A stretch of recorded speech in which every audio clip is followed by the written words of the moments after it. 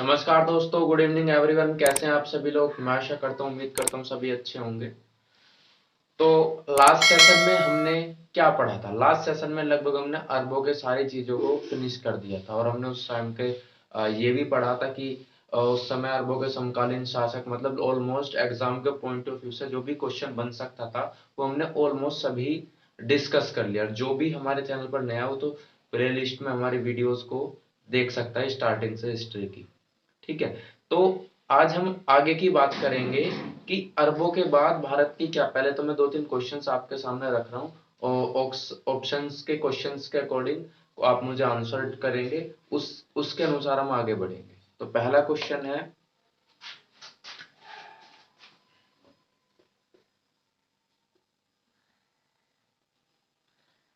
पहला क्वेश्चन मैं बताता हूं आपको। फारसी भाषा की शुरुआत किसने की? शुरुआत किसने की, मुझे ये बता दो जल्दी से। किसने की? फारसी भाषा की शुरुआत किसने की? जल्दी इसका आंसर मुझे बता दो। फारसी भाषा की शुरुआत किसने करी? जल्दी, मूव फास्ट। तो मैं बता देता हूं, इसका आंसर है फिरदौसी। फिरदौसी ने फारसी भाषा की शुरुआत करी, लेकिन मुझे कौन ये बताएगा फिरदौसी की पुस्तक का नाम क्या है? बताओ। इसके पुस्तक का नाम है शाहनामा। क्या है? शाहनामा। क्योंकि एग्जाम का पॉइंट ऑफ व्यू से हमारी ये छोटे छोटे जो वन लाइनर क्वेश्चंस है, इनके आने के चांसेस बहुत ज्यादा होते हैं मोस्टली बुक ऑथर इस तरीके से। ठीक है ना? तो हिस्ट्री में ज्यादा इन चीजों का हमें फोकस ज्यादा करना है कि इसकी ये सबसे पहली पुस्तक थी शाहनामा। ठीक है, इस पुस्तक को इसने सबसे पहले लिखा था। चलिए दूसरा मैं बताता हूँ आपको, दूसरा क्वेश्चन। चलिए,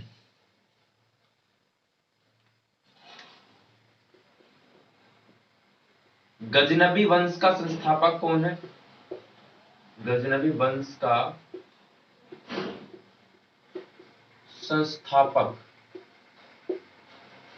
गजनबी वंश का संस्थापक कौन था? बताओ, मुझे बताओ कौन था भाई गजनबी वंश का संस्थापक? Who is the founder of Ghaznavi वंश? तो कौन था मुझे बता दो। गजनबी वंश का संस्थापक कौन था? अल्पतगीन था, सुबुक्तगीन था, ठीक है, महमूद गजनबी था, महमूद गौरी था, कौन था? मैंने ऑप्शंस भी आपके सामने रख दिए। सुबुद्दीन, अल्पतगीन, महमूद गौरी, महमूद गजनबी। बताओ इनमें से कौन सा है? तो मैं बता देता हूँ, इसका आंसर है अल्पतगीन। अल्पतगीन, ठीक है, अल्पतगीन इसका आंसर है। आज हम अल्पतगीन के बारे में पढ़ेंगे। पहले हम तो अरबों के बाद जो हमारे कौन आते हैं, तुर्क आते हैं, जो तुर्कमेनिस्तान के रहने वाले हैं, उनके बारे में थोड़ी थोड़ी चीजों को समझेंगे और मैं आज थोड़ा सा आपको अल्पतगीन के बारे में बताऊंगा। ठीक है, चलिए आगे चलते हैं और देखते हैं क्या सीन बनता है। ठीक है, चलिए शुरुआत करते हैं।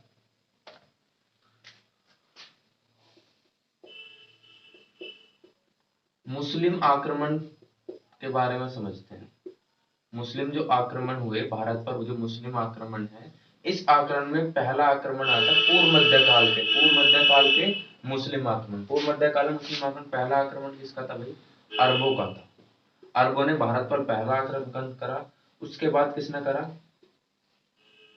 कौन थे भाई उसके बाद? अरबों के बाद मुझे कौन बताएगा? अरबों के बाद भारत पर किसने आक्रमण करा? अरबों के बाद हमारे भारत पर किसने करा? तुर्क आक्रमणकारी भारत आए।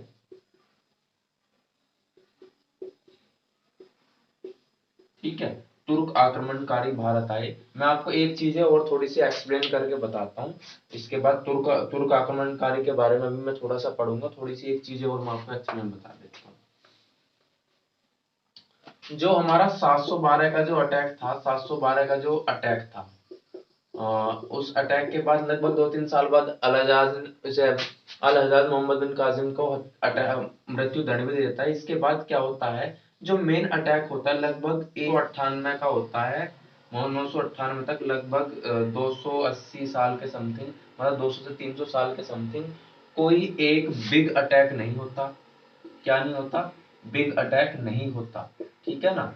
बिग अटैक नहीं होता क्योंकि ये अपने 200-300 साल इसमें अपने इंटरनल समस्याओं को सुलझाने में, आज जो उनकी इंटरनल समस्याएं, इंटरनल इशू हैं, उनको सुलझाने में लगे हुए थे। उसके बाद अटैक होता है। इससे 1998 से इससे पहले भी होते हैं। सुबुतगिन भारत पर अटैक करता है हिंदू शाही वंश के शासक जयपाल के साथ, ठीक है ना। तो वो भी चीजें हम सारे, हिंदू शाही वंश के शासक पर अटैक करता है ना, तो वो भी चीजें हम सारी डिस्कस करेंगे, ठीक है ना। तो लगभग 200-300 साल कोई अटैक नहीं होता। ये अपने जो मतलब कि अपने समस्याओं में, मतलब अपनी जो परिवार की समस्याओं में उलझे हुए थे।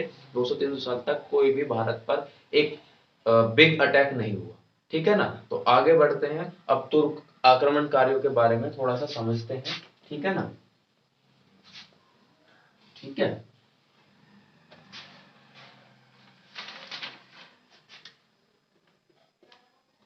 तुर्क आक्रमणकारी, तुर्क मुसलमान आक्रमण। अब तुर्क आक्रमणकारी के बारे में कौन कौन जानता है, मुझे ये बताओ। तुर्क आक्रमणकारी रहने वाले कहाँ के थे? पहला क्वेश्चन, कहाँ रहते थे? कहाँ रहते थे? जैसे अरब वाले, अरब मैंने बताया था आपको इस तरीके से। तुर्क आक्रमणकारी रहते कहाँ थे, मुझे बताओ। अब तुर्क आक्रमणकारी जो हमारा चीन है, लगभग चीन ही है। चीन का जो उत्तर उत्तर ये तो उत्तर उत्तर पश्चिमी जो हिस्सा है, लगभग यहाँ रहते थे। चीन के उत्तर पश्चिमी हिस्से में ये रहते थे। चीन के उत्तर पश्चिमी सीमा पर ये रहते थे। एक जगह है तुर्किस्तान या तुर्कमेनिस्तान, तुर्किस्तान के रहने वाले थे, ठीक है। तुर्की कहाँ के? तुर्किस्तान के रहने वाले थे, ठीक है। और ये कहाँ रहते थे मैं बताता हूँ। उत्तर पश्चिमी सीमा पर, उत्तर पश्चिमी चीन सीमा पर स्थित, चीन सीमा पर स्थित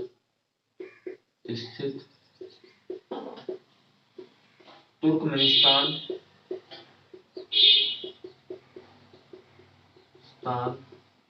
वाले इलाके से थे, ठीक है। तुर्कमेनिस्तान वाले इलाके से थे, ठीक है। तुर्कमेनिस्तान वाले इलाके के रहने वाले थे, ठीक है ना, इस तरीके से, ठीक है। अभी तुर्कमेनिस्तान के रहने वाले थे। दूसरी तीसरी बात क्या बनती है, कहाँ के रहने वाले थे? जो हमारा चीन का उत्तर पश्चिमी बॉर्डर है, उस बॉर्डर पर ये रहते थे। वहां एक जगह है तुर्कमेनिस्तान, वहां के रहने वाले थे। और तीसरा क्वेश्चन क्या बनता है, ये इनकी भाषा क्या थी, ठीक है। इनकी क्या भाषा थी? अरबों की अरबी भाषा थी। तो इनकी भाषा क्या थी? किस भाषा के, क्यों, कौन सी भाषा ये बोलते थे? तो कौन बताएगा मुझे? फटाफट कमेंट करके बता दो कि ये कौन सी भाषा बोलते थे। तो ये कौन सी? तुर्की भाषा बोलते थे। कौन सी? तुर्की भाषा बोलते थे, ठीक है। और कौन सा क्वेश्चन बन सकता है? तुर्की भाषा बोलते थे। सबसे पहले कहाँ के सबसे पहले कहाँ के रहने वाले थे? उत्तर पश्चिमी चीन पर स्थित था, ठीक है। और दूसरी एक बात मैं आपको और बताता हूँ, ये जो तुर्क आक्रमणकारी हैं, ये हमें पता है मुसलमान है, ठीक है। एक मैं आपको थोड़ी सी डीप बात बताना चाह रहा हूँ कि जो चीन है और चीन के आसपास के जो इलाके हैं, वो बौद्ध धर्म के अनुयायी थे। मतलब बौद्ध धर्म को वो लोग मानते थे। जो चीन के आसपास के इलाके हैं, जैसे तुर्कमेनिस्तान, ये भी तुर्की भी पहले क्या थे? बौद्ध धर्म के अनुयायी थे, मतलब बौद्ध धर्म को मानते थे। ये कैसे, how to convert the Muslim community, मतलब इन्होंने कैसे मुस्लिम धर्म में शामिल हो गए, कैसे मुस्लिम धर्म के अनुयायी बन गए। तो ये कैसे हुआ, इस चीज को किसी को पता है तो मुझे सो प्लीज कमेंट, ठीक है। तो बात ये है कि चीन और चीन के आसपास के इलाकों में लोग क्या मानते थे? बौद्ध धर्म के अनुयायी थे, बौद्ध धर्म को मानते थे। लेकिन होता क्या है, एक उमैया वंश है। कौन सा? एक उमैया वंश। ये वंश कहाँ का है? इराक का ये वंश है। इस वंश में होता क्या है ये वंश अटैक करता है इस चीन के इलाके पर। अटैक करने के बाद यहाँ अपना कब्जा जमा लेता है और इस वंश के संपर्क में आकर, इस वंश के संपर्क में आकर ये लोग इस्लाम धर्म कबूल कर लेते हैं, इस्लाम धर्म अपना लेते हैं, अपना लेते हैं। तो क्वेश्चन ये बनता है कि वहां के लोग क्या थे पहले, जो इस इलाके के लोग क्या कौन से धर्म को मानते थे, बौद्ध धर्म को मानते थे। उमैया वंश इराक का वंश था, उसने उस एरिया पर अटैक करा, उस अपने अपना कब्जा जमा लिया और उस ही वंश के संपर्क में आ रहा, क्योंकि ये वंश क्या था, ये वंश था मुस्लिम वंश था। ठीक है, ये पहले इस्लाम कम्युनिटी से ही मतलब बिलोंग करता था। ठीक है ना। तो इस वंश के संपर्क में आकर यहाँ के लोग, ये तुर्की, ये सब जो मतलब चीन के इलाके इस इलाके से थे, वो सब क्या मानने लगे, क्या मानने लगे भाई, ये मानने लगे इस्लाम धर्म को। ठीक है भाई। और यहाँ से ही इस्लाम धर्म फैला। ठीक है। तो मुझे ये बताएगा, कौन बताएगा और क्या क्या कारण हो सकते थे इस धर्म को, बौद्ध धर्म के, कहाँ के लोग बौद्ध धर्म के, सबसे पहले हमारा बौद्ध धर्म ही था, उसके बाद क्या हुआ, ये जो यहाँ के लोग थे क्या मानने लगे, इस्लाम धर्म को मानने लगे। ठीक है। यहाँ तक कोई दिक्कत हो मुझे पूछ लो, कोई भी कमेंट में, 1 मिनट के लिए रुक रहा हूँ, बताओ।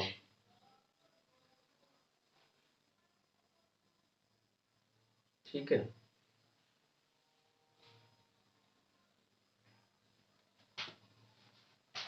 ठीक है, चलिए। अब ये तुर्की भी क्या बन चुके हैं, मुस्लिम। ठीक है, मुस्लिम किस धर्म के संपर्क में आकर, उमैया वंश के संपर्क में आकर। अब ये क्या करेंगे, ये पूरी दुनिया पर अटैक करेंगे। तुर्की क्या करेंगे, तुर्की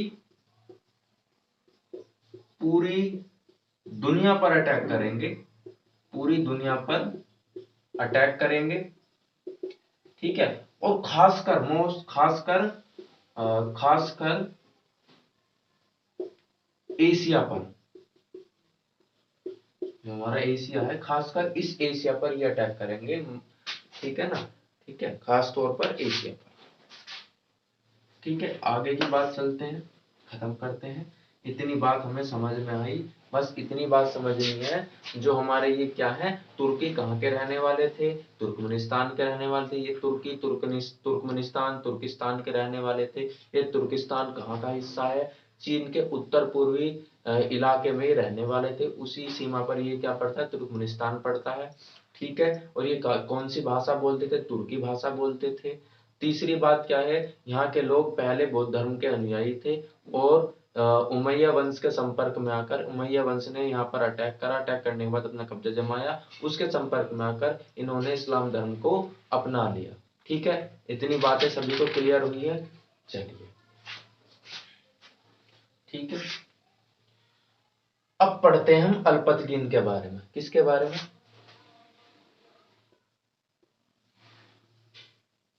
अल्पतगीन। कौन बताएगा अल्पतगीन के बारे में, अल्पतगीन, अल्पतगीन कौन था। अल्पतगीन के बारे में थोड़ी पढ़ते हैं।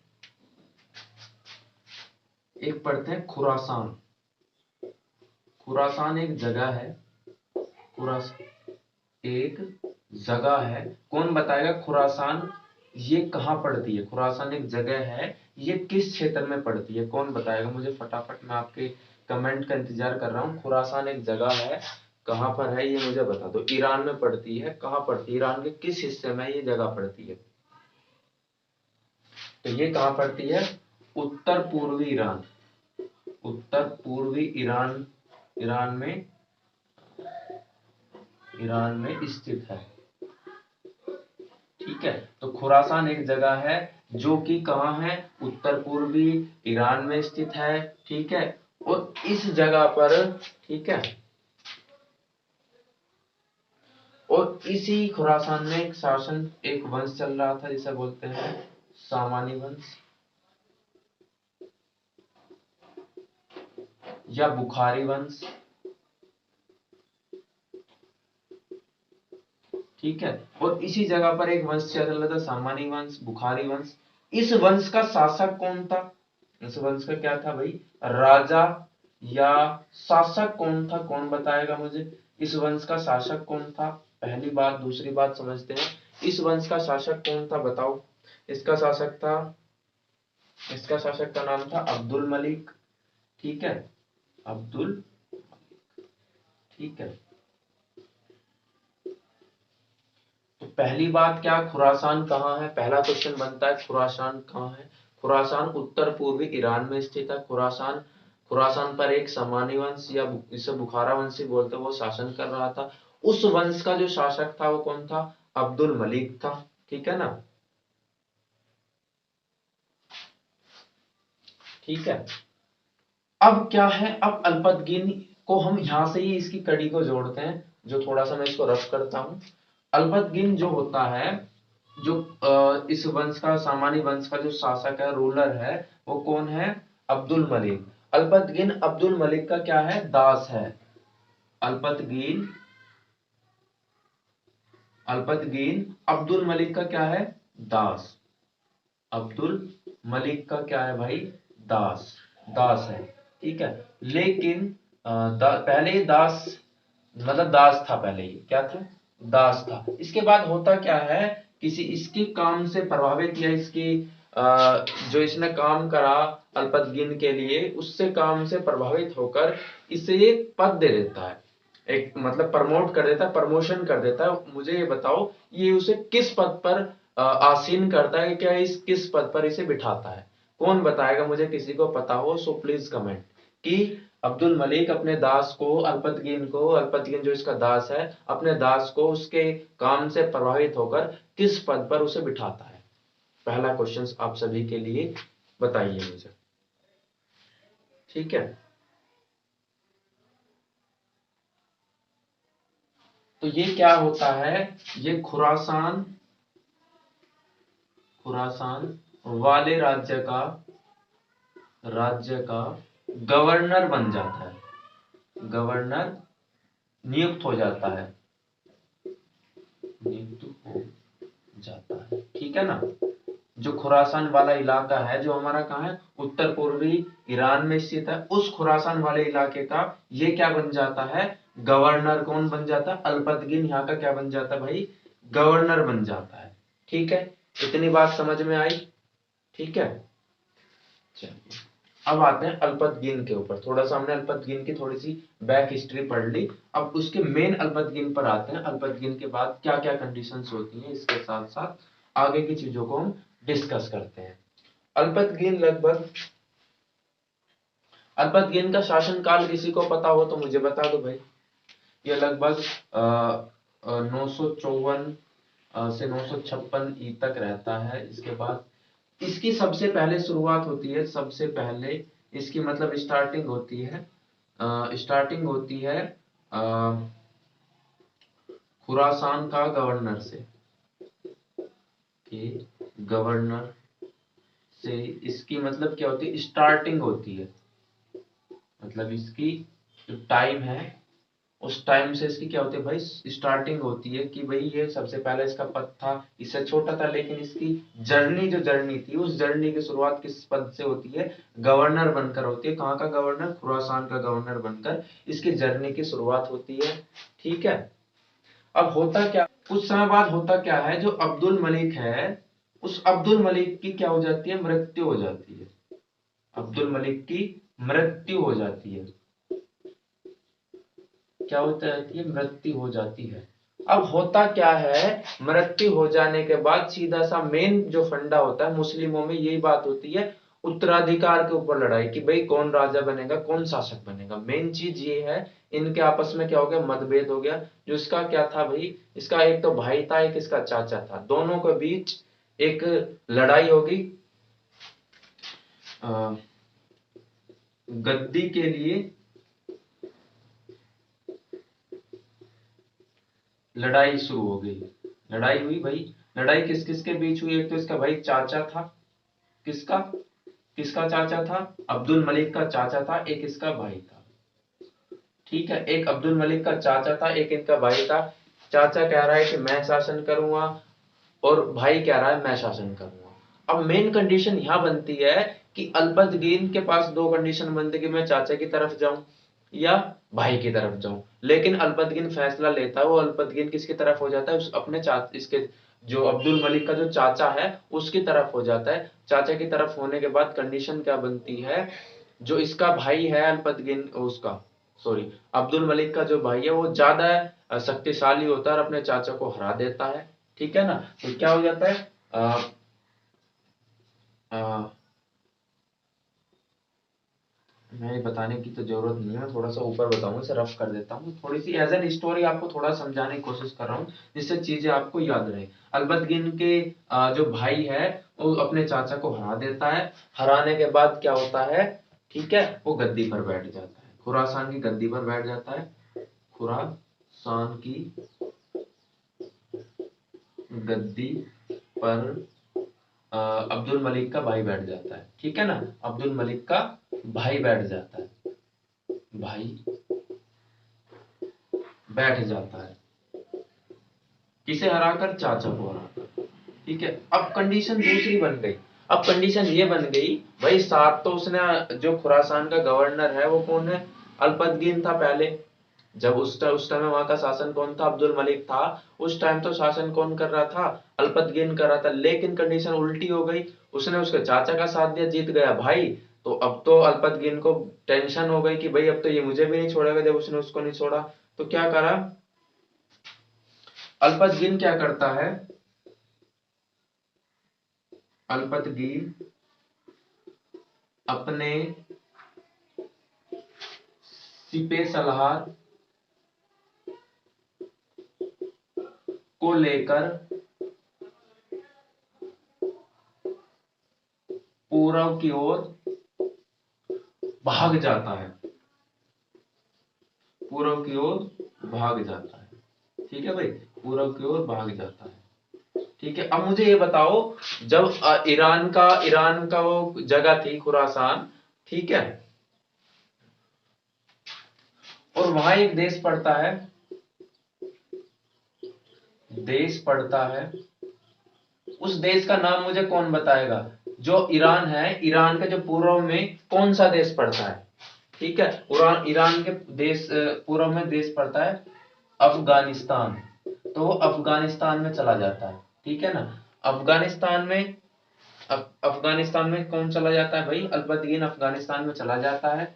ठीक है, और अफगानिस्तान में क्या है भाई, अपने इसके कुछ सैनिक थे, किसके, अल्बतगीन के कुछ सैनिक थे, लगभग उसके अपने जो अधि सैनिक थे, जो कि वफादार सैनिक थे, लगभग 800 सैनिकों को लेकर ये किधर भागता है, कहां भागता है भाई, पूर्व की ओर अफगानिस्तान में भागता है। और अफगानिस्तान में एक जगह है गजनी, छोटा सा शहर है गजनी। गजनी शहर में जाकर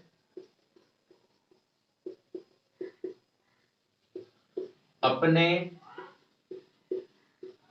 गजनवी राज्य की स्थापना करता है, राज्य की स्थापना करता है भाई।